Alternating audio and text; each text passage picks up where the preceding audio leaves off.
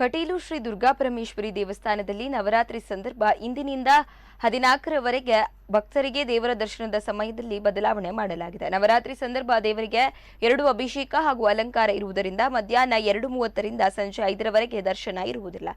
ಭಕ್ತರಿಗೆ ಬೆಳಗ್ಗೆ 7ರಿಂದ 10:30ರವರೆಗೆ, ಮಧ್ಯಾಹ್ನ ಬೆಳಗ್ಗೆ 11ರಿಂದ 2:30ರವರೆಗೆ ಹಾಗೂ ಸಂಜೆ 5ರಿಂದ ರಾತ್ರಿ 10ರವರೆಗೆ ದೇವರ ದರ್ಶನ ಲಭ್ಯವಿದೆ. ಈ ನಿಯಮ ಅಕ್ಟೋಬರ್ 7ರಿಂದ ಅಂದರೆ ಇಂದಿನಿಂದ ಅಕ್ಟೋಬರ್ 14ರವರೆಗೆ ಮಾತ್ರವಿದ್ದು 15ರಿಂದ ಮಧ್ಯಾಹ್ನ ದೇವರ ದರ್ಶನ ನಿರಂತರ ಇರುತ್ತದೆ. ಕೊರೋನಾ ನಿಯಮಾವಳಿ ಪಾಲನಾ ಹಿನ್ನೆಲೆಯಲ್ಲಿ ನವರಾತ್ರಿ ಸಂದರ್ಭ ಲಲಿತಾ ಪಂಚಮಿಯಂದು ಶ್ರೀದೇವರ ಶೇಷವಸ್ತ್ರ ವಿತರಣೆ ಇರುವುದಿಲ್ಲ ಎಂದು ದೇವಸ್ಥಾನದ ಪ್ರಕಟಣೆ ತಿಳಿಸಿದೆ.